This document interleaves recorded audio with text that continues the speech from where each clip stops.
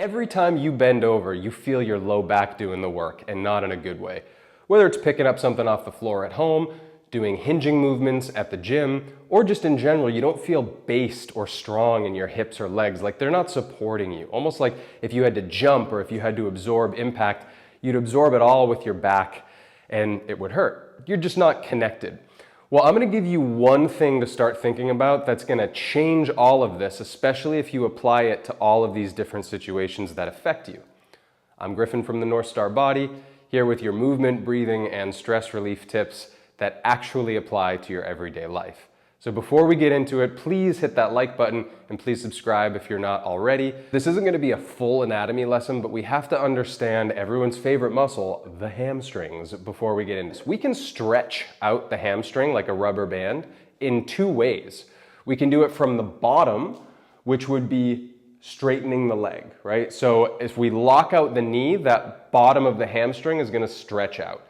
We can also stretch out the hamstrings by flexing the hip. So the closer the belly gets to the thigh, the more the top of the hamstring is going to start and initiate that pulling or that stretching. Now, unless your hamstrings are insanely flexible, trying to stretch them from both ends is not going to work for you, especially if you're just trying to bend over to do your everyday activities or your workouts. In fact, if we were to stretch them completely from both sides, that would be bending over belly to thigh with your knees completely straight. There's a reason that that's such a difficult stretch.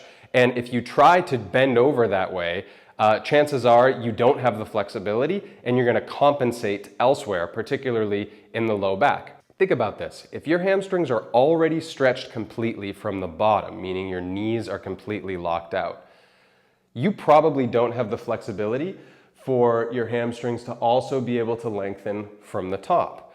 So instead of lengthening from the top, it's going to stop, and then in order to bend over, your low back is going to take over and you're going to start bending from here.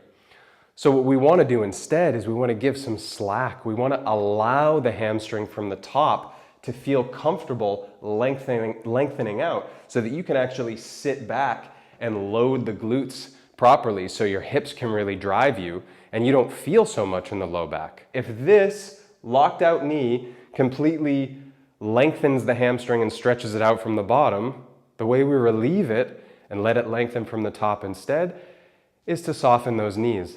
There's a reason why it's really hard to bend over, touch your toes with straight legs, but as soon as you bend your knees, it's much easier. It's because you're allowing space for the hamstrings to lengthen from the top. So we're used to our knees being almost straight, and we don't really bend them and really sit down into athletic positions. So when we go to the gym, when we go to pick up this weight, and then we start to hinge over, we're gonna maybe only bend the knees a little bit, and this is a lot of my back. Even though I might look like it's reasonably straight, there's a lot of pressure right here. And a lot of times people will compensate, and well-meaning personal trainers will give the cue chest up or straighten your back or arch your back.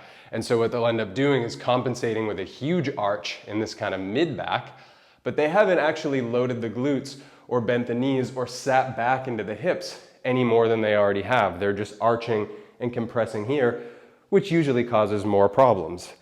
Instead of thinking about your chest up, instead of thinking about an arch in your back, I want you to try to just think about bending your knees more and sitting down until you feel a nice loaded stretch on the top of the hamstring and the glute. If you don't know how to lift weights, find somebody experienced to help you out. Remember to breathe, don't suck in the belly, but fill up that midsection all around with pressure and feel how much more connected, how much more athletic, and how much more powerful you are when you actually are able to load the hips. Thanks for watching. Share this with someone who needs it.